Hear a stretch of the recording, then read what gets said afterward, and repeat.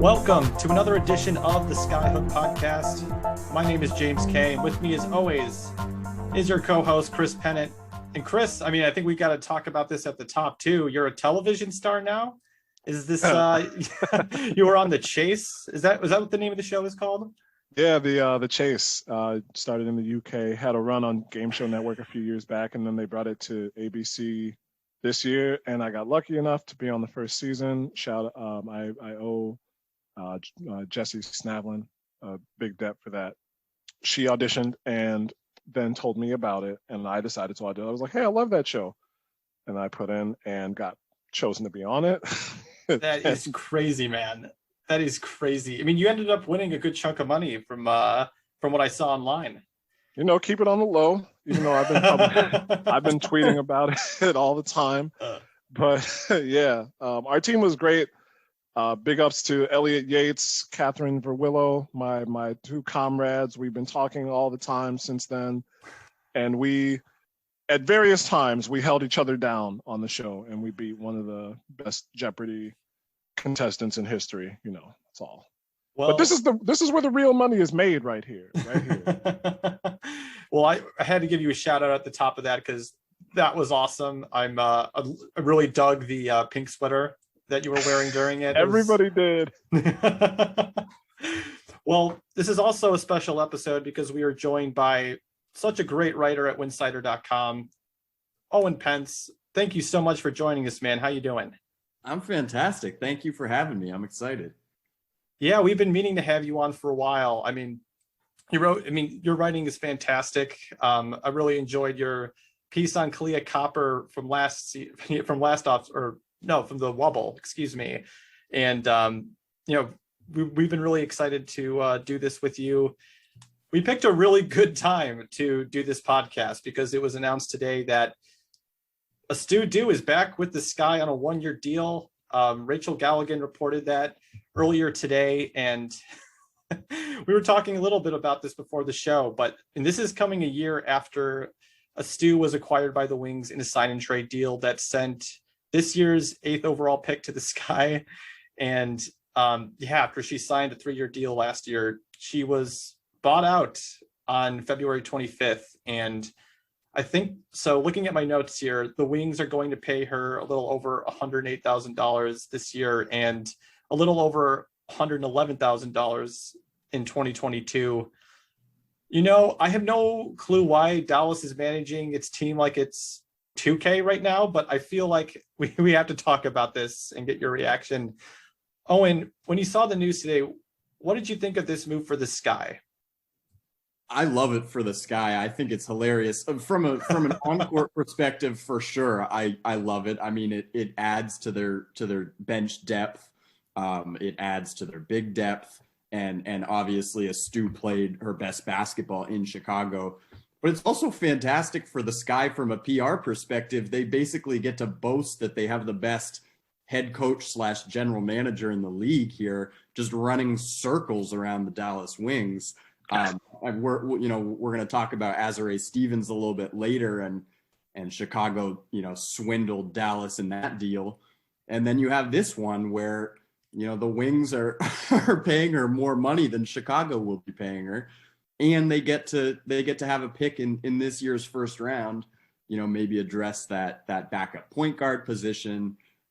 It really is a fantastic signing for Chicago.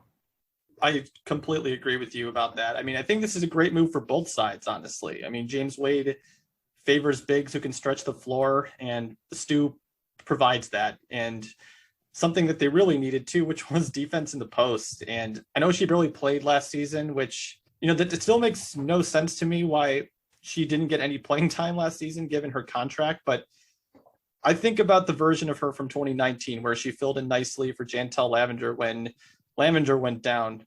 And I felt like a lot of Skytown thought that their season was kind of going to come apart a little bit because of how important Lavender was in that system. But Astou really answered the bell there. Coming off of winning the MVP in the Eurobasket tournament that year, she had 10.7 points per game, 7.1 rebounds, 1.1 blocks, and She shot 42.3% from deep and 50% from the field in 11 games that she started in place of Jantel. I mean, I think this is a really solid pickup, and I know that the team wanted to bring her back when she was a free agent this not this offseason, but the one before it. And it's crazy that James Wade was able to pull this off. Chris, what were your thoughts? I mean, do you think that this is a pretty big move for the Sky, or like where do you feel like how does this change their view for this upcoming season or outlook, I should say? Aside from the caliber of the move and how it reflects on James Wade as a GM, it's a great move for them in terms of team continuity and for additional scoring and defense. We saw what Astou could do 2 years ago, as you said, James, when she stepped in for Jantel after she went down with injury. That 10.7 points per game is more than twice her career average over her 5 seasons in the league. She was shooting from the outside. She gave this guy an outside shooting touch and a rangy defender inside. She's not going to body up to the likes of Liz Cambage ever, but she's going to alter and redirect shots at the rim, especially on help defense. And I mean, after Azurá went down and left the wobble, that was something that the Sky could have really used last season. And so now they get that. They have basically insurance for Azurá and somebody who can play that slot and give time for Z to rest, time for Steph to rest. And whomever they might take in the draft, I'm not as good on the mock drafts as you two might be, but just from watching the bit of college basketball I've seen this year, it seems like there's a lot of post players who are ready to go. So I wouldn't be surprised if the A slot if the Sky did take a post player. But that's all for that. As a GM, I had doubts whether James Wade made the right move in letting Katie Lou Samuelson go so quickly when you lose a number 4 pick, even in the WNBA that does not have a deep total player pool. There's only so many players for every team in a smaller league. It's hard to say that you let a number 4 pick go after 1 season, even amidst controversy. And I thought that she was improving with Dallas. It looked like she was improving overseas this offseason. But our man Eric Nemchak every single day was asking, why is Dallas not playing Astou Ndour? And I have no more doubts about James Wade's savvy at this GM business. Now, there's teams who, at some point in time, in their respective leagues, are just fodder for getting swindled by teams. The New York Jets, the Islanders, the Mets. Don't say the Knicks, Chris. Don't say the Knicks. I did not see. I didn't. There's just the teams I was thinking about in New York for some reason. There's a few New York teams who are open to this, but we're talking about Dallas right now. I do not know what they're doing, but James Wade obviously does. He knows that, and that's the worst thing that you can do as a team. Let people not know that you don't know what you're doing. Like, if you're on the basketball court and you start to think, good defenders can see that, and they will pick your pocket, and that is exactly what's happened to Dallas. I think you bring up a good point here as well. I mean, he took Katie Lou Samuelson, whose stock was kind of starting to go down after her 2019 season, and he turned her into Azurá Stevens. We'll talk a little bit about her contract extension a little bit later on, but she's looking like a great investment. And I know she's dealing with injuries, but I mean, what she's able to provide to the Sky right now compared to what Katie Lou, who is still developing and, just didn't fit the Sky's timeline in the way that I think James Wade anticipated when he drafted her in 2019. I think Azurá has also been a steal. I mean, they have really turned this roster around and have really shaped it in a way that does fit their timeline. And it's pretty incredible for a coach and GM to be this successful, and especially in this short period of time, turning a non-playoff team into a contender, probably a top 2 team in the league right now. I mean, Owen, what do you think of this Dallas situation? I mean, can you help me understand it? Because I have no freaking clue what they're doing over there and what direction they're going with all these up and coming players, and I can't begin to comprehend it. Help me out here. Well, you're not alone. Let me say that off the top. You're not alone in being unable to comprehend what's going on in Dallas. I do think it's funny because I've been one of the few, I think, who is at least trying to give Dallas the benefit of the doubt. And obviously, you know, what this team has done over the last handful of years does not inspire any sort of confidence. However, that being said, I do think that there are a few signs that potentially they could be turning things around. Like, for instance, getting the number 1 overall pick for Katie Lou, who we were just talking about. I think that's a fantastic move. I actually like stockpiling draft picks. I actually like stockpiling young assets, and I think they have a ton of talent on this roster. I'm a huge Ty Harris fan. Marina Mabry, when she played alongside Enrique last year, looked really good. So there's a lot of pieces here. The problem seems to be that there's no foresight in terms of, okay, what's the next step? How do we take this from just owning the draft and having every draft pick imaginable to actually, you know, putting out an on-court product that is presentable and that is competitive? And I think that Enrique's next contract will start to become a larger and larger discussion in WNBA circles, because if they do not prove to her that this is the place to be and that this is the place to win specifically, then you're really in trouble, because you're already it's already pretty fresh in our minds, Liz Cambage and Skylar Diggins-Smith saying, I want out. And exactly. So if that continues to become a thing with this next generation of transcendent talent, then you have a real issue on your hands. But I actually do think that, like, it's become very, you know, Dallas and Indiana are kind of like the two WNBA punching bags right now in terms of, you know, on Twitter, who's catching the most heat, who's the butt of the most jokes.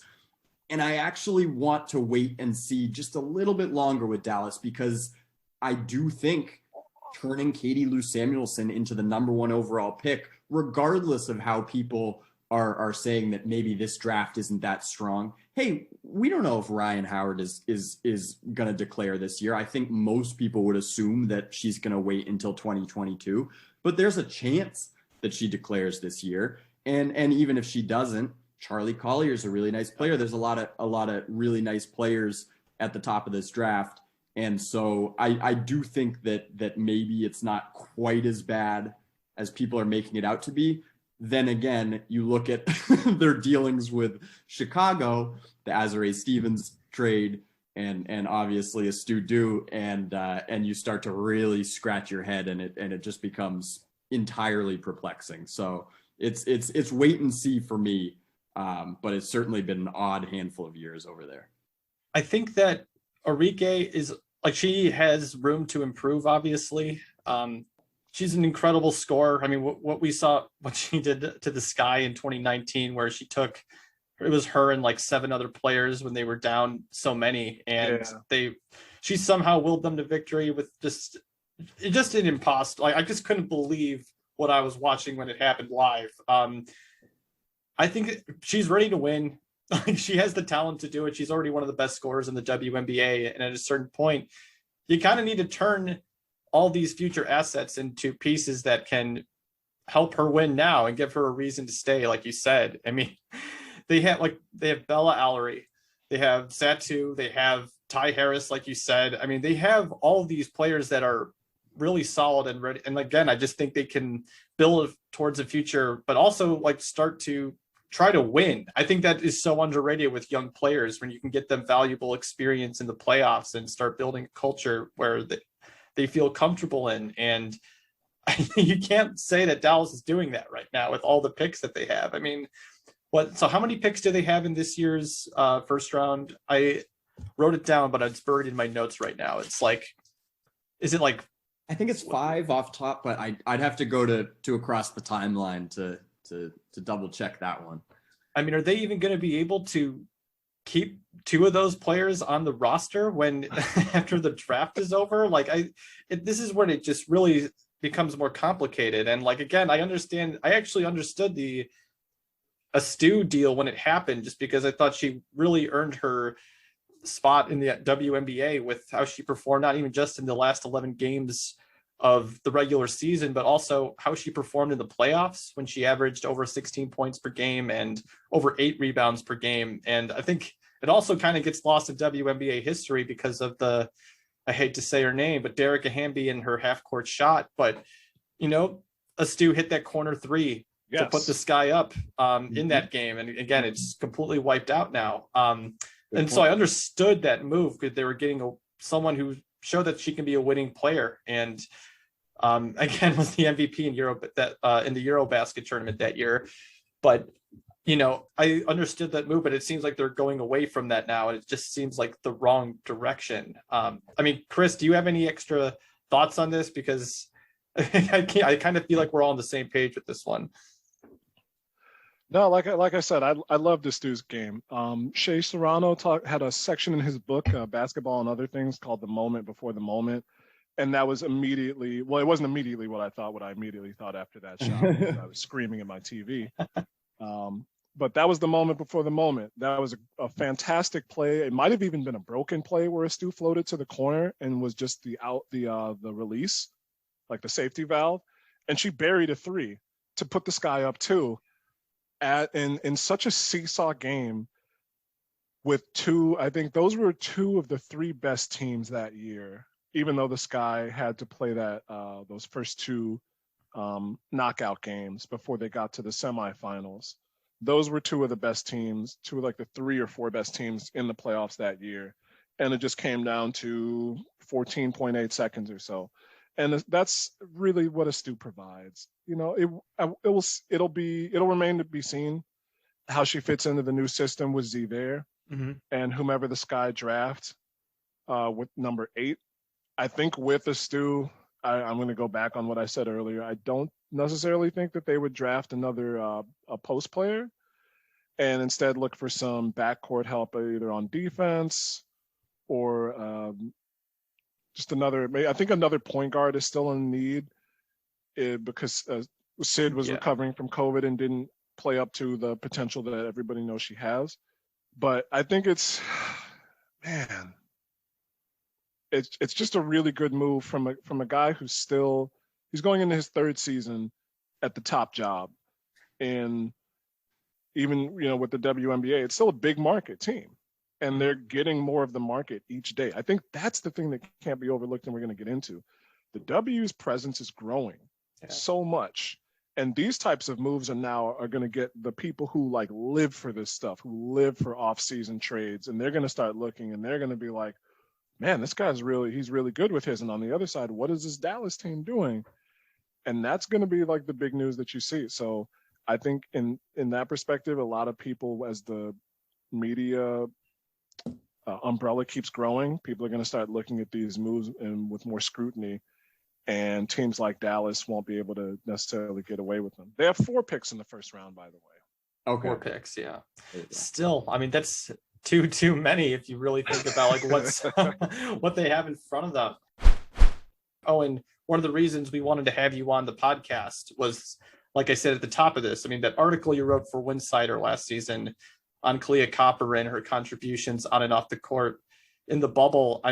Everybody ate it up. It was great. She had a great reaction to it. The bun cakes thing, I'll never get over. It's so funny. But the reason I bring it up too, she was named to USA Basketball's roster, which is just such a massive step forward for her and her basketball career. I feel like she is someone who has just such a bright future ahead of her after her coming out party last year. So with that in mind, Owen, you were ahead of it. What are you expecting from Koff after her, 2020 campaign, and what do you expect from her in 2021? I can't wait to see. It's more pure unbridled excitement for what she will be able to bring to this team than me maybe having any sort of insider predictions into what she will provide. And the reason I say that is because this roster is so stacked right now. Yeah. And if you get a healthy Diamond DeShields, and I think obviously we're all really hoping for that, then Copper's role changes significantly. And I don't necessarily think that's a bad thing. I think that everything she did last year, she can do in limited minutes if you need her to. She's just that type of player where she's going to go all out, no matter if she's in the game for 10 minutes or if she's in the game for 35. And so I think that her skills are super translatable to this roster, which, you know, if everything goes according to plan, is going to have a lot more depth than they did last year in the bubble with the injuries that they suffered. So I think that, you know, the fact that she is you know, turned herself into a league average 3-point shooter, the fact that she is an above average finisher at the rim, for a player whose frame would not, you know, make you think of somebody who can really bang with the big sort of players, because she's more slender and quick, but yet she just has this ability to kind of maneuver and elude defenders at the rim that allows her to finish these shots. You know, she had a really good percentage on putbacks last year. Yes. She's really good coming off of picks. She's fantastic in transition.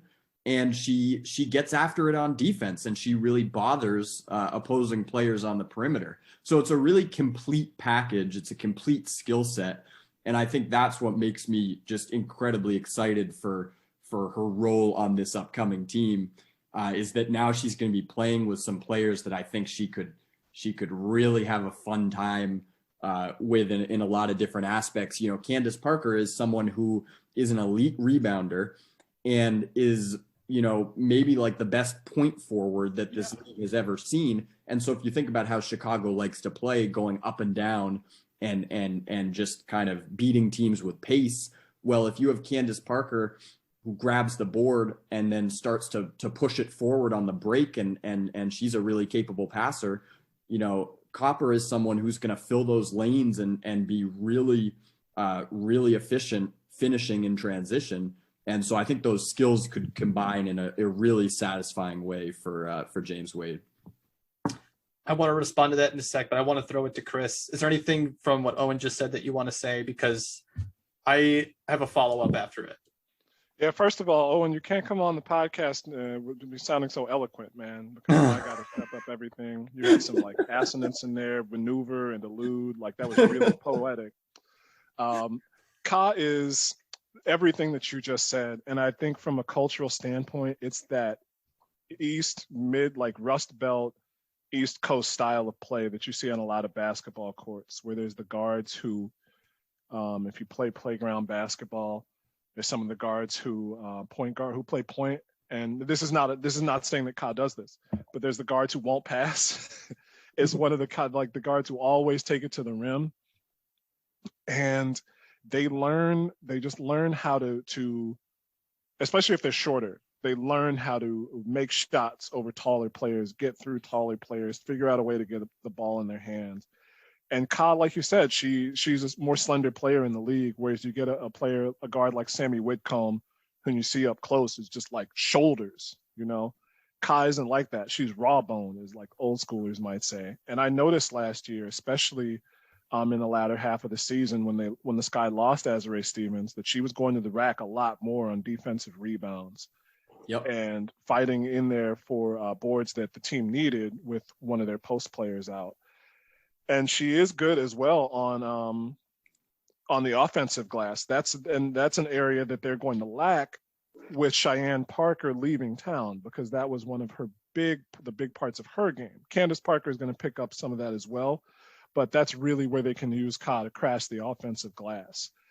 And man, that fast break, you've got 2 or 3 players who could ostensibly bring the ball up the floor. And the Sky, I think, just from what you've seen, how James Wade wants to implement their offense, they are one of those teams that it does not want the ball to touch the floor more than 2 times on the fast break. Just outlet. With copyright to currency, it's going to be Jet City. If Diamond's knee is healed, then you've got her and Ka coming down the floor, Azurá Stevens filling the lane, and Quiggs and Sloot on the perimeter in case the defense recovers in time, but they still have to collapse for any slashers. Just think about that. She's a starting caliber player. I mean, I'm just looking at the stats too. I mean, in 2019, she averaged 6.7 points per game on 14.8 minutes per game and was a 30% three-point shooter.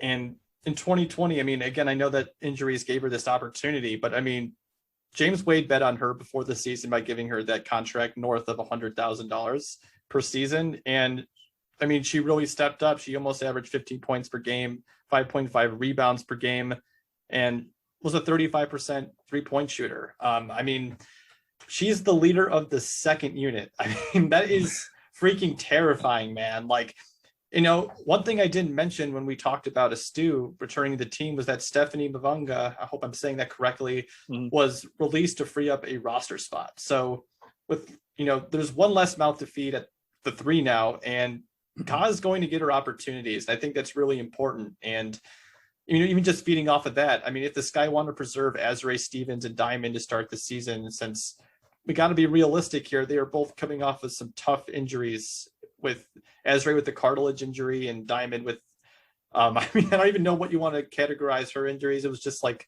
3 lower body injuries that really stopped her from being able to go full force last season. You know, they can lean on Kahleah a little bit more heavily just because she's shown that she can take on that workload. I mean, she doubled her minutes per game average last season. I mean, that, you know, this is just one of the reasons why I think the Sky and Aces are in their own tier to start the season, because they just have this depth and they have like so many players that can start in the WNBA right now. And some of them are coming off of the bench.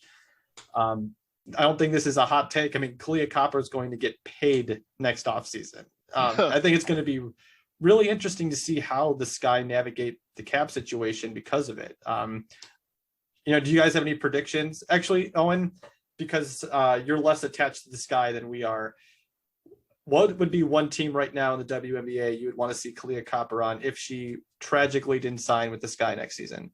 Oh, that's a fantastic question. Put me on the spot. I love it.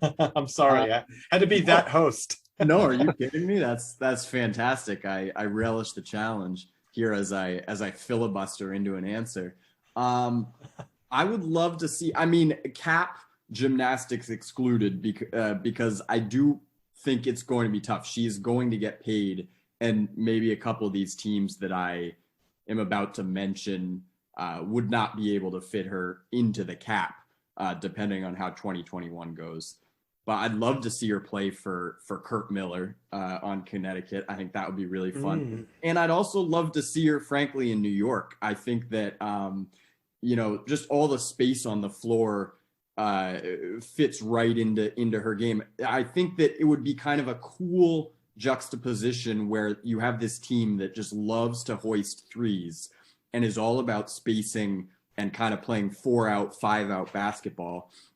And then you have Copper, who, you know, as she proved last year, is more than capable from 3, but she's also well above league average from the mid-range, and that's kind of a lost art. And she's someone who makes those shots worth it. And so if you plop her into a system like New York's, where everyone is just very concerned about stopping 3-pointers and is pressing up onto everyone, then the middle of the floor, there's a lot of space to operate there. And I think that she would just eat that up. So that would be another team. But frankly, I'd love to see her. I'd love to see her anywhere. It would be a shame for her. I just want her to be on Diamond's team forever, to be honest. I feel like that's number 1 and number 2. Like it's too perfect. And I love what Chris said about the rebounding too, because it brings back a possession that I actually mentioned in that piece last year, where I think this was the first game of the Wubble season. Actually, it was the game against Las Vegas where they came back from down 10, you know, in the last 3 minutes or whatever it was. And the possession, if I remember correctly, that kind of spurred the comeback, Copper just out jumps a much bigger player. You know, I don't remember if it was Hamby or who it was.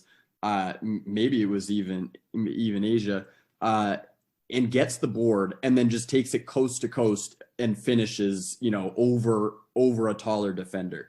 And that's the value that she brings. I mean, to be a guard and out jumping these players for rebounds and just kind of wanting it more in those moments is really special to watch. So yeah, I'll watch her and support her wherever she is. Wow. Well done off the dome like that. That is congratulations. That was fantastic. One of the other bigger moves, at least in my mind, I felt maybe it's a little bit more subtle, but it's very important to say the least for the Sky this offseason, was Azurá Stevens signing a contract extension through 2022.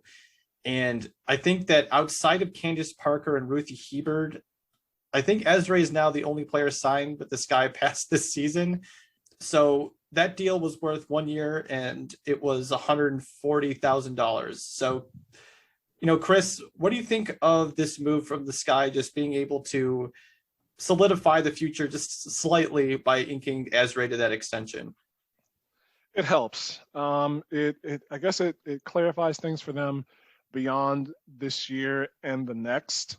And it does show that they're not going all in without a plan. Again, this goes back to James Wade at that head coach GM spot, because when we last spoke, James, a lot of my worry, and I think a lot of our worry, a lot of the fans' collective worry, is on the upcoming seasons, when you've got to decide who you keep and who you let go. The Sky have been known for such great chemistry. Like, everybody on the team seems to like hanging out with everybody. And there's groups of people who have their closer friends, but the team genuinely seems to like each other. And basketball, especially in this league at this moment, chemistry, I think, is an intangible that weighs really heavily. So it does help that you have a player like Azurá, and one, she's not as worried. So no matter what, contract thoughts are going to weigh on any professional athlete. So she's not as worried about that. James Wade is not as worried about that. That's one checkbox off of the list. I still am wondering, I think the questions are still out there of who they'll have money for, who they'll be able to retain. If the salary cap, I don't think with the CBA having gone into effect so recently, I don't think there's any chance that the salary cap's going to increase in time for them to have more room. But at least there's one box off of the checklist. Definitely. I mean, my reaction when I saw it was just, I think it's kind of a high risk move for the Sky. And like you said, I mean, because I'll use Owen's words, because of the cap gymnastics they're going to have to pull off after this season. It's a interesting move, but I think it's worth it because of what she showed last season. I mean, in the 11 games she played with the Sky before she went down, I mean, she showed off her range as a big, and she was shooting the lights out for a long period of time before she went down and was out for the rest of the year. And she's just, when I think about a big in James Wade's system, I think of someone like her who can, really take over, from the outside, but also can be creative in the post as well.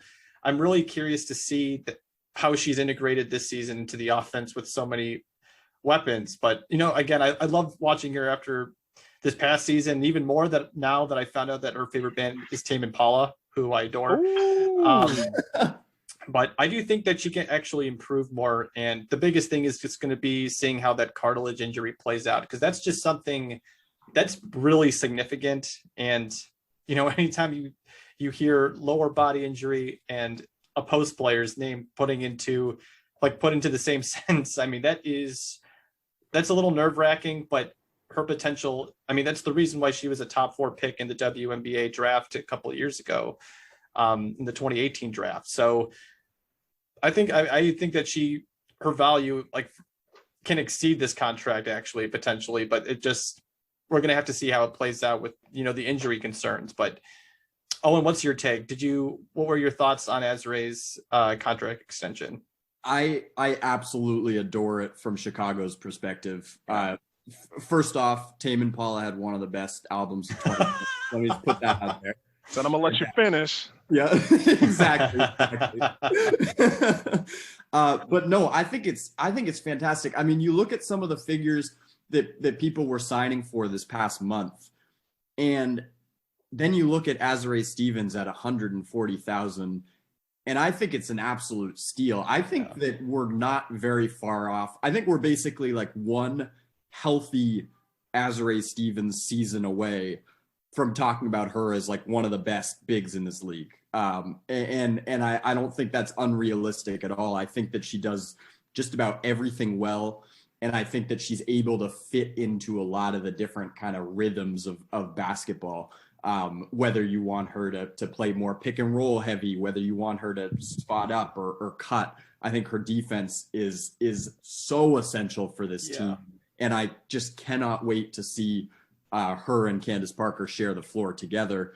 So I think it's an absolute no-brainer from Chicago's perspective. I think we're going to look at that figure maybe after this season if she's able to stay healthy and be like, oh my goodness, what a steal.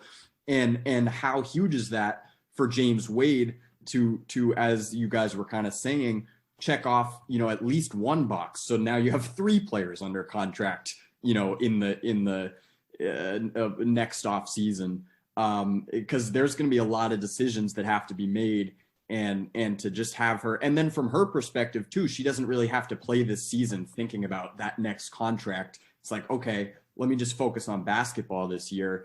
So I love it. And yeah, again, as Chris was saying, from a chemistry perspective, like Azurá and Gabby Williams are really tight. And she's just an incredible presence to just have in your locker room, even when you don't even start thinking about everything that she brings on the basketball court.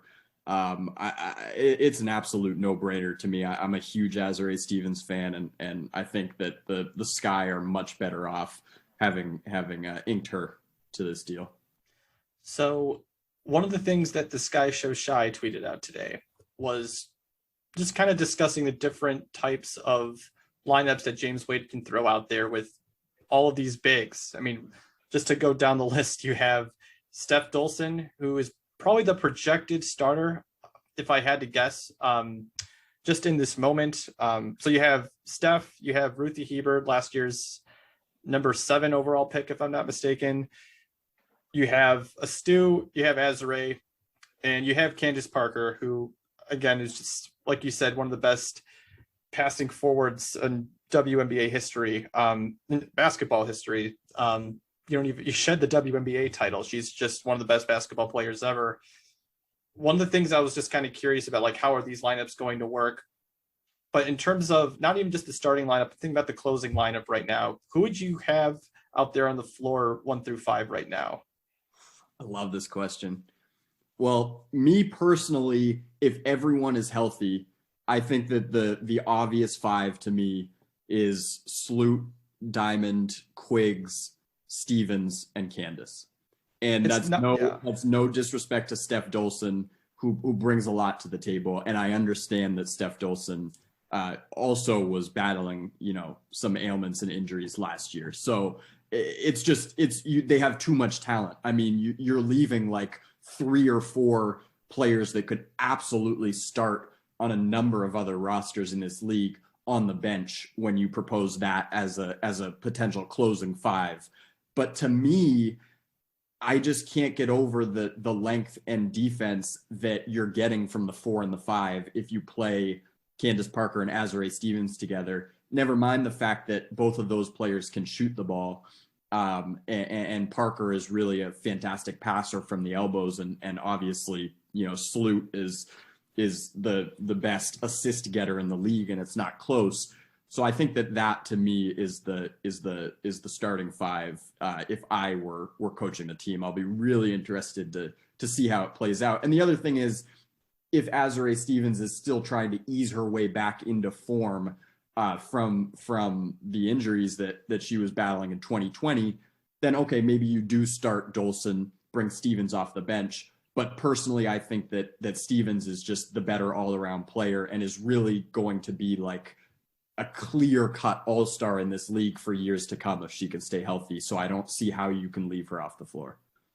I am like 100% with you. I think that I know this is going to sound like a hot take. I don't even think it's a discussion if Azurá Stevens is 100% healthy, that in the closing minutes that you want to have that lineup that you just outlined, just their ability to be able to switch on defense and being able to guard anyone out there. You have Candace, who, I mean, I just rewatched that game against the Mercury where the Sparks fell like in the first round, and just the way that Candace was, making up for some of her teammates' mistakes on defense and just being able to cover so much ground. I feel like that was something that the Sky have missed in the last 2 seasons, especially. So just their ability to stretch the floor, switch on defense, and just generate the amount of offense that, I kind of feel like people are forgetting about Allie Quigley a little bit.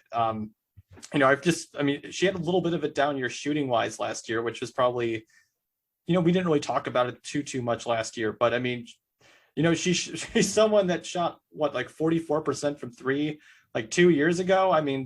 The way that she's going to be able to be freed on offense, and the offense isn't just untapped potential there. And I think that Azurá really does provide that, like you just said. Chris, what are your thoughts? Do you feel like that is the way to go on the offensive end, or collectively, how do you feel about the Sky putting out those 5 in the last 2 minutes of a playoff game? I would feel really good about it. And James White is going to be somebody who goes with a hot hand as time goes on. So I don't necessarily want to speculate about that per se, like what it'll be like in the come playoff time, because Steph or Astou are players who can give you that safety valve of hitting a 3 when you need it. And Steph is one of the best screen setters in the entire league too. Yeah. So that's something that you need in a clutch moment. But the 5 that Owen had, I love that starting 5. When you can put 3 guards out like Vandersloot, who can hit just about every pass, Allie Quigley, who is still just such a sharpshooter, Diamond, and I want to see game action first, but Diamond looks like she's healing very well, and that was what I was really worried about, was that knee injury. Z and Candice Parker is fantastic. Z's offense was exactly what everybody expected and wanted before she got hurt last year. And like you said, James, like we talked about, cartilage injuries, especially in a post player, a taller player, are worrisome because it's something that doesn't heal quickly. It's something that doesn't really heal fully. My limited knowledge of injuries, cartilage is something that you really have to kind of just deal with. Once you tear it, it just deteriorates to a certain point. But as long as he is operating fairly well, it's going to be really tough for anybody to get after that. And then you just have all the people on the bench who you can plug and play with Ka, with Gabby Williams, with Steph. Oh boy. But I love that starting 5. And I think that is a starting 5 that you can carry late in the games. And I think the best part about it is that you can save Steph, who's had trouble with injuries, and who, as much as I love Steph, she appears to be slowing down just a bit from her peak. So this way you can save her for, say, 20 minutes a night, 15 to 20 minutes a night, and get the maximum level of production from her.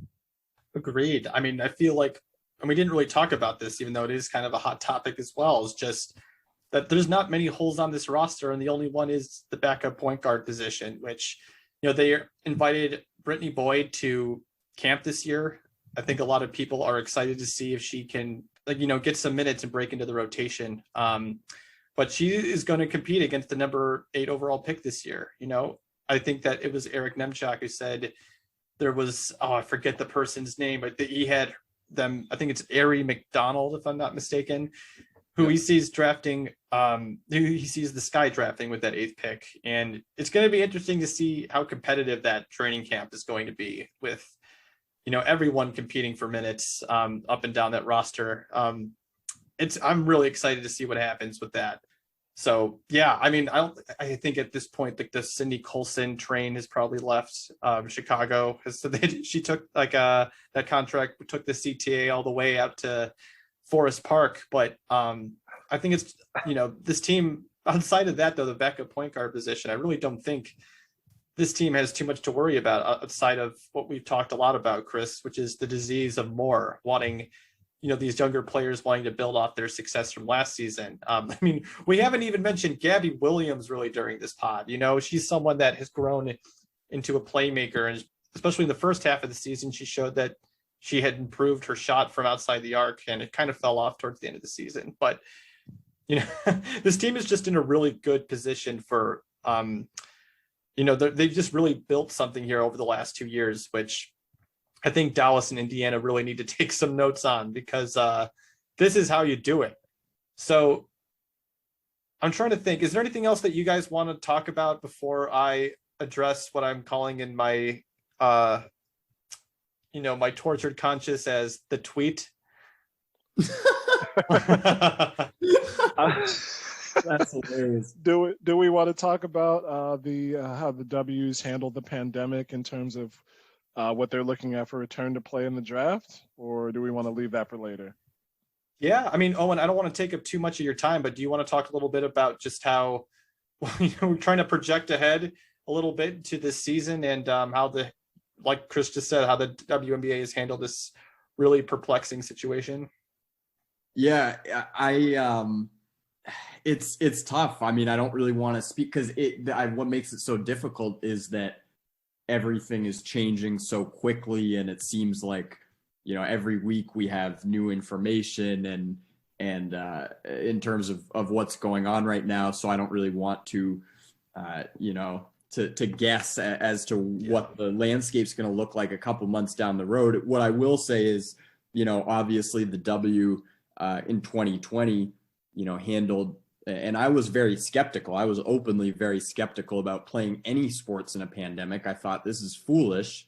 There are lives at stake, and sports is something we all love, but it's not something we all need. But they kind of proved me wrong and provided the blueprint for exactly how to execute a professional sports season kind of in the middle of crisis. And so I think that I am enthused by what they did in 2020. However, I am also really cautious about getting my hopes up for this year, just because it's very clear to me that I don't think players are down for another bubble, and that just does not seem like a feasible reality for 2021. And so I do worry about traveling to certain arenas, and I do worry about trying to put on a season just because, well, we always start the season in May, and so that's how we're going to do it this year. But I will say that what they have done so far makes me think that I feel better about supporting it than I do about the NBA with their All-Star game in Atlanta and all just hogwash, if you will. So like that gets me quite mad talking about it, and I feel much better supporting the W. And I hope that they're going to be sensible and not really try to push anyone into uncomfortable situations, because there's a lot of people who are going to be put into a spot where it's like, almost feeling like they have to play. And it's like, I don't want anyone doing anything that they feel uncomfortable about, considering what's going on and how difficult this has been for just so many people the last year. Ruthie Hebert went on Instagram Live with Azurá Stevens the other day, and someone asked the question, what was your favorite moment of the Wubble? And there was just this pause for like 5 to 10 seconds where neither of them could come up with an answer, just because of how horrible that experience was. And I totally understand that, because, man, I mean, I can't imagine honestly, I can't imagine the WNBA being able to afford another Wubble situation. And they probably want to save that money. I think Madeline Kenny of the Chicago Sun-Times, friend of the pod, she said that the Sky lost something crazy like 40% of their advertising revenue from this whole ordeal. And so I think that the WNBA is going to try to avoid pulling off another Wubble situation. I think they would even avoid it for the playoffs, quite honestly. But we're still in this situation where, I mean, we're dealing with the pandemic still, which I think that while we've seen a decline in a decline in hospitalizations and deaths, that people are kind of treating that as if this whole situation is now resolved. And I think about a player like Elena Deladon, who had to sit out last season. And, I don't know I hope she's vaccinated. I hope that she was in one of the groups that was able to be first in line for it. But, you know, you got to be able to be safe and think about your health here. And I think about players like that who had to sit out because of being at risk for they're susceptible to COVID. If you want to, I don't know if I want to phrase it that way, but that's kind of what the situation is. So I agree with you. I feel like that May feels really ambitious for where we're actually at, and not where the public perception is that we are kind of over this thing. I mean, we're in Chicago right now, and like all the bars around me are completely packed. I mean, it's a scary situation, and I'm curious to see what the league says, but we haven't heard of a tentative start date really for the season. I thought Kathy Engelbert said something about May, but until we hear an official announcement about that, I think it's kind of all up in the air. Chris, what are your thoughts on this? Like, do you feel like this is a good idea to move forward with the season, even with all of the hype and all of the movement from this past off season that really it made for great entertainment for the fans? It's given us great content. Where's your head at right now with this? Rationally, it's not a good idea to move forward with the season yet. I think the draft is okay. The only problem with that is that it restricts the freedom of players who are then going to be under contract with teams, even though they might not be able to play. Or I guess in an ideal world, they wouldn't be subject to having to be in another environment with multiple people that, you know, with an increased chance of contracting COVID. Realistically, it's just not going to happen. Everybody's back to playing. You know, every league has figured out some way forward, and they're accepting the losses that they take. We saw it with Joel Embiid and Ben Simmons and whichever other players. The WNBA has gotten out front of these things with COVID and with the George Floyd, Breonna Taylor protests last year. They've gotten out in front of everything. They've let their players speak their minds and have their say, with Natasha Cloud sitting out the season for, I think, on both counts for reasons for both of those aforementioned events last year. And now she's coming back to play. I don't think until you can vaccinate, say, 75% of the total population, that you should have fans attending games. But if it's going to be anything like we see in the other major sports, these athletes are going to get priority with vaccinations, which opens up a whole nother list of questions that we don't really have time to address. I want to see the players play for sure, but I want to see them do it in a safe environment. And I don't think it's not safe yet. I will say that, you know, my two roommates have started their round of vaccinations, and just by the nature of their jobs. And so there's a lot of people who I think aren't necessarily in the first groups that we think of as at risk or subject. Not just that they're both working in the office every day and have been for months, but I think there's other people in other jobs that we wouldn't necessarily think about.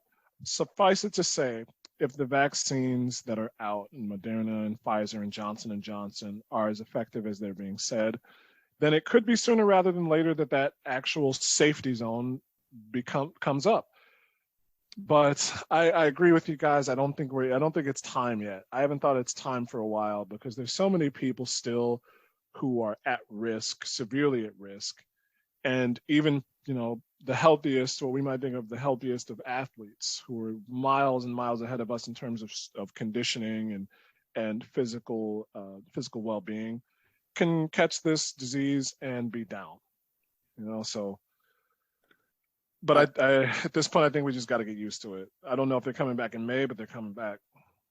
Absolutely. Yeah. I totally agree with everything you just said, Chris. And just one other name I wanted to mention, just as we talk about this, is like, we can't forget about Asia Durr's story right now. I mean, the thought of like, let's put on another season in arenas, have everyone traveling, etc. And, you know, even seeing her talk about like trying to get ready for this upcoming season was heartbreaking to me. It's like, she shouldn't have, that should be the farthest thing from her mind right now with everything that she's gone through the last 8-9 months or whatever it is. It's just horrifying. And so I think that we really need to be cognizant of like those stories when we're discussing, potentially an upcoming season.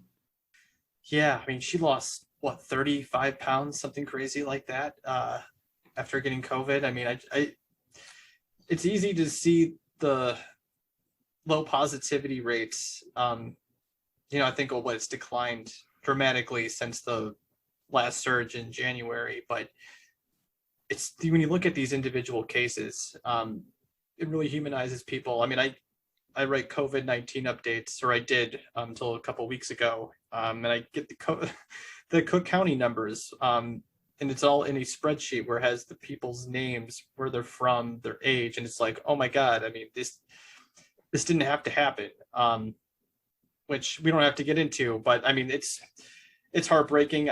I do wish the league would start even at the tail end of June if possible, just because coronaviruses in general apparently don't spread as well in the summer compared to the winter. So it's a bummer. But I think it's going to, especially it's really tough to evaluate these teams right now because there's all these different factors floating around. But I do hope we get to the point where we can safely the league can safely play and resume activity.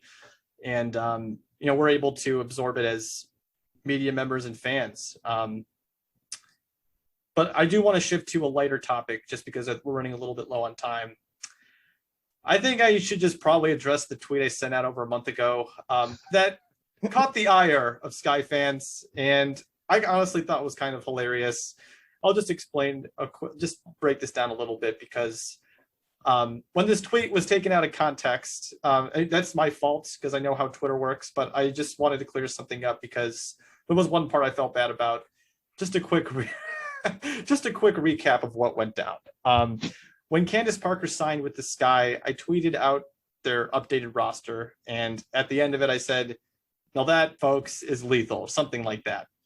Someone commented underneath it saying, "They are the EuroLeague team no one wants to face," and I responded to it by just saying, "Obviously, this could change at the start of next season, but if Diamond DeShields is your fourth best player, that is a luxury given that she was an all-star in 2019.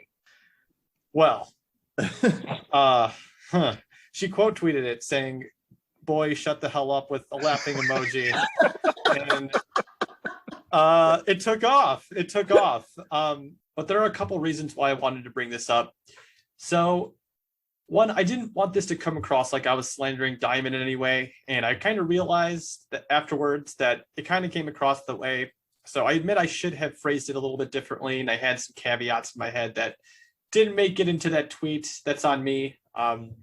But at the same time, I still don't think it's actually that crazy of a take. And I was a little bit shocked by some of the responses. So I'm going to defend that take for a second here because I think it makes for an interesting conversation. But at the same time, I will also backpedal slightly at the end of this. But, I've been thinking about this for a little bit. And this is kind of what my thinking was when I put this out there. So if I'm saying Diamond, coming off of last season where she was hindered by injuries and is, still developing as a player, if I'm saying that she is the fourth best player, I just feel like I should just go down the list and give you my order as of right now after saying that, because it drives me crazy when I see sports journalists say like, oh, that person is a top 10 player, but won't name the other 9 people on their list. So, when just looking at this guy's roster, I had Candice Parker as this guy's best player. I don't need to list her resume. She's coming off a year where she's Defensive Player of the Year. She's a champion, former Rookie of the Year, MVP. I just think you can't make an argument that she isn't the best player on the Sky right now. And she's at least better than Diamond at this moment. That's not controversial. I don't think people really had a problem with that. I thought this is where it got kind of interesting, though, was the Courtney Vandersloot discourse. The slander in this case has reared its head on social media. some of the group chats I'm in for the WNBA. I mean, Courtney Vandersloot was just named to an all WNBA first team. She was a few percentage points away from being the third WNBA player to have a 40, 50, 90 season. And, I will just defend her place on this hierarchy, honestly. Like, it's kind of crazy to me how after the 4-year period that she's had, it's not even just last season or the year before that. I mean, the last 4 years for her, she's put up numbers that no one else in this league has put up as a facilitator. And her net rating last year was plus 28. We've talked about it on the pod, how when she comes off the floor, the wheels completely fall apart for this team. And she's one of the most valuable players on this team. She was last season and the year before. She is the second best player on the Sky right now.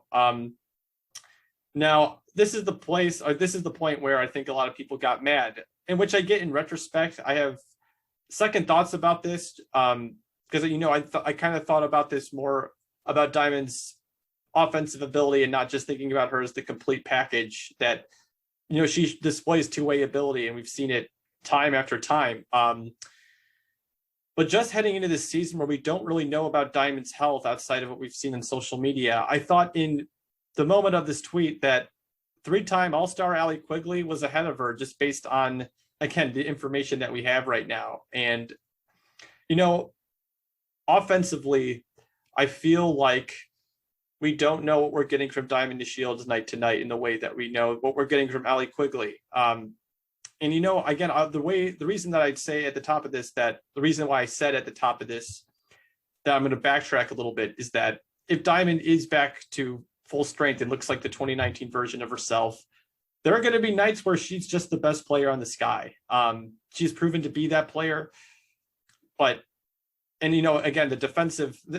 I really underestimated her defensive ability in this tweet, which is kind of why I wish I had walked it back a little bit more. But, I don't know offensively that we know what we're getting from her every time she steps on the floor. And it's not a knock to her ability at all. It's more just that she's still developing as a player, and development underneath that umbrella of development is consistency. And I think that she's going to develop into the superstar that we've expected her to become. And I've said that on this podcast over and over again. And we didn't get a chance to see how she was going to bloom last season because of those injuries. But, with the latest injury and just knowing what Allie Quigley brings to the table offensively, and her numbers are just insane, honestly. When you look at her 2019 season and what she was able to do in both the half court and in transition, I mean, she was just lethal. She ranks in the 90th percentile across the board. I mean, go on Synergy. You'd be surprised. And I think that a lot of people are underestimating Allie Quigley a little bit as well. Don't underestimate Vanderquigs. But I did want to address that because I understood how it did come across, and I didn't want to make it seem like I was dissing Diamond DeShields in any way because I think so highly of her. And again, I think if the Sky are going to be the championship caliber team that a lot of people, including myself, if they're going to reach that level, that they're going to need Diamond at her 2019 version of herself, and honestly, maybe even a better version of her, which is totally in the realm of possibility. So, and again, because of the defensive ability that I really underestimated with this, I would say that she is third best player in the Sky, but I know that there's some people that I got your DMs. I think that there's some people that still think that even is too low, which I think makes for an interesting debate. So yeah, I just wanted to address that. Yeah, guys, do you have any response to that? Or you? Yeah, James, let me take the thing out for a second, man. Yeah. Let me hop up in front of you like Jimmy Jumping King of New York. I have your back here. What James K said on Twitter a month ago was not far off at all. And to all the people who tried to dog him afterwards, rushing to Diamond's aid, they obviously didn't see that she replied to his subsequent tweet saying, "I'm not mad at you, James, LOL. I just thought I'd chime in, laughing face. I love all the coverage you do for us. You're appreciated. Prayer hands." That was Diamond DeShields. Your Messiah in waiting. She said that. She said James K is appreciated, and that is the truth. What James was saying was exactly what he said. With the addition of Candice Parker, Diamond, as she is now, is a luxury. And the thing is, We, like everyone, have been waiting for Diamond to take that next step up the staircase and turn into a superstar. For various reasons, she has not reached that level of ascension quite yet, but we've been waiting for it. And I've been the one person, because I'm not as well known, who's been able to get away with saying that she has not gotten the crown that everybody has wanted to give her from day one. I remember sitting courtside with Maggie Hendricks and Tony Gill, and everybody was saying, like, she's a superstar. And I was like, we need to wait. We need to wait. It's her second season. We can't crown her yet. She hasn't made it to that point yet. I love Diamond. She's a bulldog. She is a fantastic player, but she's not a superstar yet. There's nothing wrong with saying that. And if I say that and she hates me, she don't talk to me after games, but she puts up 20 and 9, I'm fine with that, because that's superstar level numbers. So everybody trying to come at my man James, you got to come through me first. Man, it's so funny because this wasn't on the docket today. I actually thought about this 10 minutes before we jumped on. And I appreciate you saying that, Chris. And the thing is, I do think that Diamond can get there. That's the thing that because I don't know if Diamond listens to the show. Hi, Diamond, if you are listening. I think that she can get there. And I think that, she's shown even in the big moments in the playoffs in that 2019 stretch where she did look like the player that we do expect her to become consistently at some point in her WNBA career. She has everything that she needs to become a superstar. I just think that, again, it really just comes down to consistency. And for someone who relies on her athleticism as much as she does, I'm curious to see how she rebounds and plays this season. I see all the IG stuff. She's boxing now. I see all these videos of her lifting weights. She looks stronger, which is very exciting. And they're really going to need her this season. But it was really cool to see that. I mean, again, I really wanted to say this, not just because of, I wanted to defend myself a little bit here, but I really did want those words to be taken out of context, because I really did mean it as a compliment to the framework of the team and not as a slight to Diamond. But Owen, we got to hear your take on this one. What was your reaction when you saw that? I remember you responded to something in the group chat that I can't remember now, but tell us why we're wrong. I loved every minute of it, and I'm just such a huge Diamond fan. First off, I'm happy that Chris brought up the subsequent tweet, because I think that was like the best part of it all, was that she shouted you out and appreciates the coverage and is extremely good natured about it all. I think I might have been saying some like semi-blasphemous things in the Winsidr Slack, just being a major Diamond homer that I am, saying, well, she's clearly the second best player. She's better than Sloot.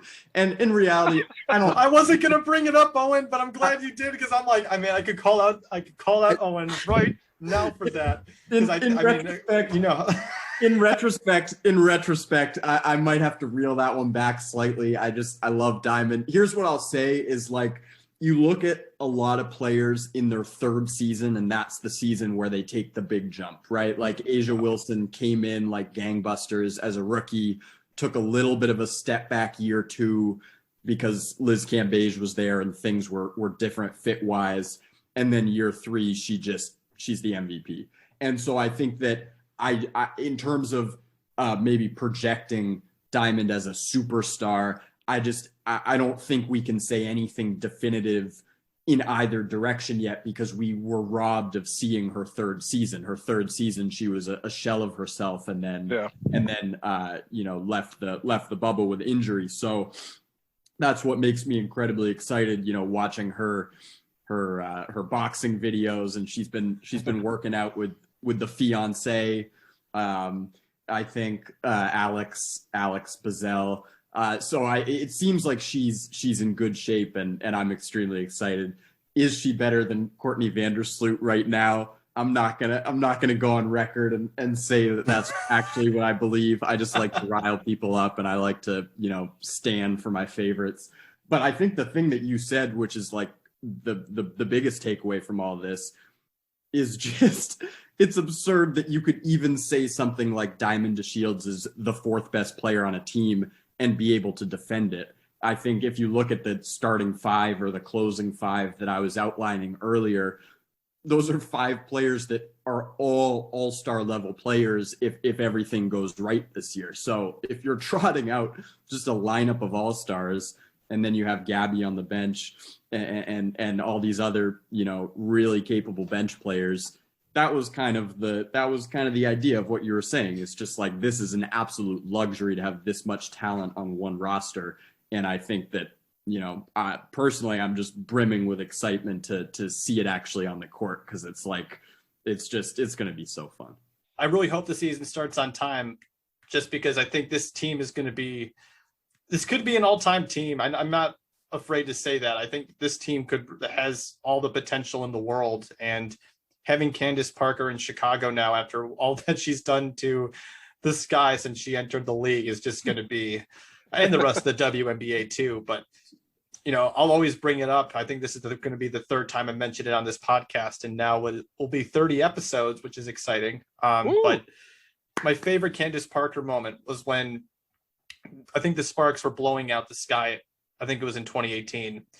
And Candice Parker stole the ball at half court, and it was a breakaway, and she looked back, saw that no one was behind her. Everyone in the press row was like felt like they were about to stand up, like, oh my God, Candice is about to dunk.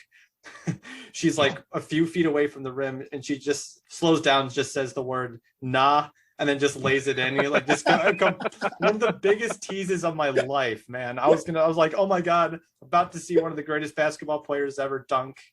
And it was just this moment of anticipation that just died out right there. But again, I'm just really excited to see what the Sky do this season. And Owen, this will be the 3rd question I give to you that I didn't talk to you about heading into the pod. Just one last quick thing. Hit me. Where do you put the Sky in terms of 1 through 12 right now? Where do you have them? Do you see them? Where are they in the landscape of the league right now? See, I love this question, because this is one of those that you don't have to prep me on. It's like I've got this answer locked and loaded whenever you want me to talk about it. Hell yeah. Here's what I'd say right now. I'm kind of a fan of like doing the tiers, and I think even with like when we're talking about like player rankings, it's a little bit easier for me to just talk about tiers rather than like actually 1, 2, 3, 4, 5, as we saw with the Diamond to Shields discussion in the Chicago Sky hierarchy. It's like all these players are really fantastic.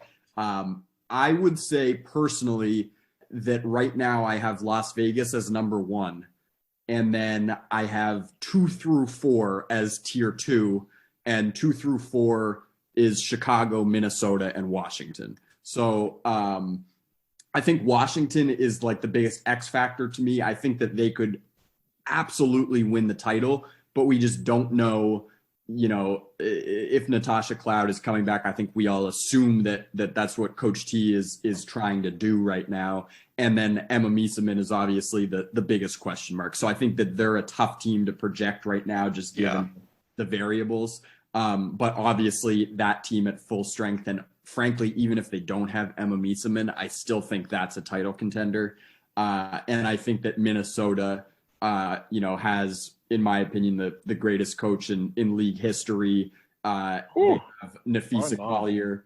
They have Nafisa Collier, who, in my opinion, is a future MVP. And then two wings who they just signed in Ariel Powers and Kayla McBride that are just perfect fits. Bringing back Bridget Carlton was huge. So I really think that Washington and Minnesota are legit.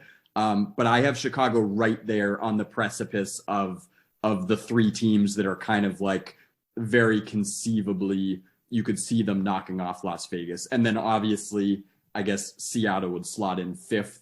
But I'm not quite. So I think that Alicia Clark and Natasha Howard were frankly too important to that team's defense for them to hang with like the elite teams right now. I was inclined to rank Chicago 1 when I first heard about Candice Parker, returning to her hometown. I was like, well, this is it. This is exactly what they need. And then once I got a little bit of distance from it and started to think about it a little bit more, I think 2 or 3 is probably a more realistic place to put them in the preseason power rankings, just because, I credit James Wade until the sun goes down. I think he's brilliant. But one thing that we probably should mention is, like, you can be the guy that brings this team, from outside the playoffs to now they're making the playoffs. Now they got all this promise. The vibes are great. Like, everyone just enjoys being around each other.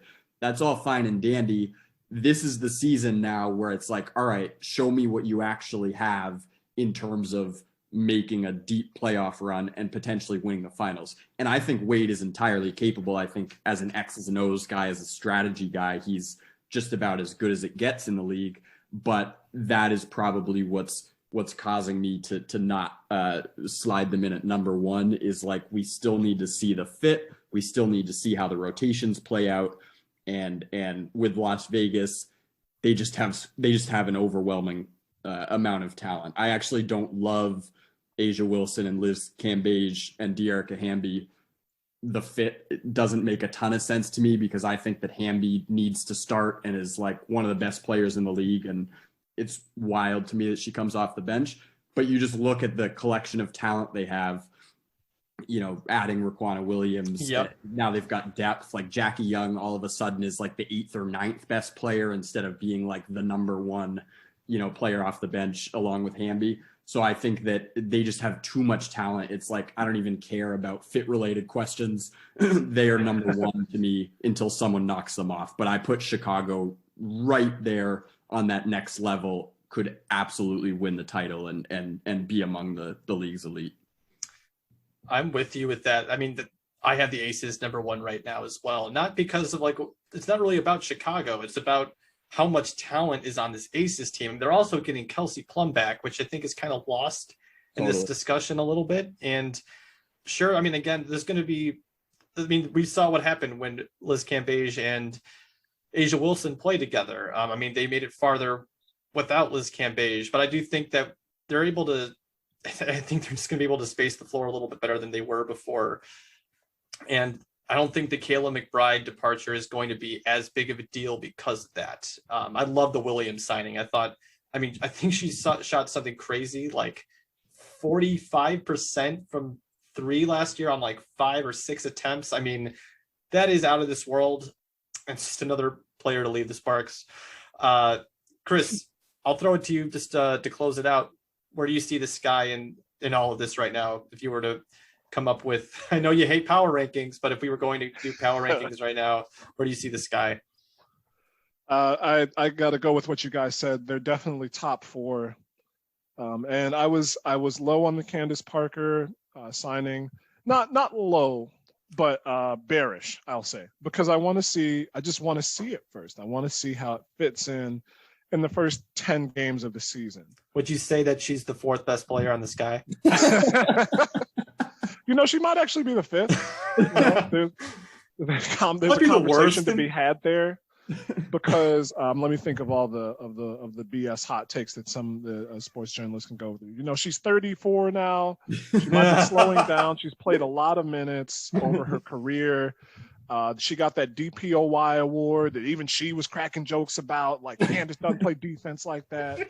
How interested will she be in basketball? She's got a side hustle. I mean, she's back home. She's not even really from Chicago. It's not a. But with the talent on the roster, they're top 4. I just really still want to wait to see what happens. And even with everything that Seattle gave up, I think that people like last year, before the injuries, people weren't high. When we talked to Matt Ellentuck, he didn't have Seattle up near the top of his power rankings, I believe, before the season started.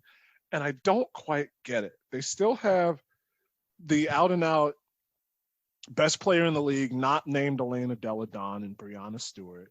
They got Sue Bird still doing things after 17 years, just playing at a quality level.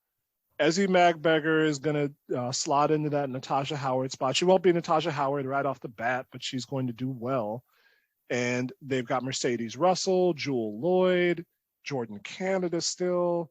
And one of my favorite players in the league, Tamara Young, they picked her up for, I think it's a training camp contract now, but I'll be really surprised if she doesn't make the team. It's not the Seattle that we've seen, but I still think just with the way that that team is, they're going to be tough. They're going to push a lot of these teams that we have to the limit. And Las Vegas made the finals last year, and that's great for them. We were waiting for that for 3 years. They need to do it again before I have them in that top tier spot. It's hard for me, and I know I'm arguing around the question, but I'm just such a results guy because we see people in our profession year in and year out look at the talent on paper and say, this is a finals team, this is a finals team, this is a semifinals team. And then year after year, these other teams come up and bite them. Connecticut wasn't that high up on people's lists, and Connecticut quietly just kept knocking people out of the way, pretty much with Alyssa Thomas, who knocks people out of the way. And they're going to get Jonquel Jones back. Yeah. So I really want to wait to see how it plays out. But the Sky have to be top 4. I'm so nervous about putting them top 2 and jinxing them that I really don't want to put them top 2 yet, because that means that they're in the finals. So I'm gonna chicken out and say number 3. I mean, how many times have we jinxed this team on this podcast, man? Like I don't know. Like I feel like we gotta. You know what? No, the Sky are the 12th best team. Indiana just with the Jantel Lavender signing. I mean, they just completely. I mean, I know I'm with you. Again, this is a different team, even though there's a lot of familiar faces, but it is different. Candace does add a different dimension to this team. We're going to find out hopefully in a couple of months, but Owen, it's been so great to have you on the pod. Thank you so much for taking time out of your night to do this. Really, I mean, it was such a treat to have you, and we hope to have you back again soon. Absolutely. Anytime, man. This was a blast. I'll talk hoops with you guys anytime. Well, we'll have to take you up on that soon, closer to the season. Chris, congrats again on the chase and securing the bag, man. I was so happy when I saw that on Facebook. I'm like, oh my God, pink sweater and money that you made. I was so happy. But yeah, if you guys want to contact us about any atrocious takes we've made in this past hour, you can always email us at the skyhookmailbag@gmail.com. You can also tweet at us. Please do. Our handle is at Skyhookin, which is SKYHOOKIN. And follow Owen on Twitter. Owen, what's your handle? At Owen Pence. Very, very complicated stuff right there. I'm going to have to write that one down. Chris, where can people find you on Twitter? I'm at Quandary Kitten still. I'm not changing it, at least for a while. That's KWANDARY Kitten. Well, you don't need to find me on Twitter because I'm horrible at it. But, you know, I'm just joking. You can find me at James_M_KAY. Again, thank you for listening to this episode, and Owen again for joining us, and we'll see you next time.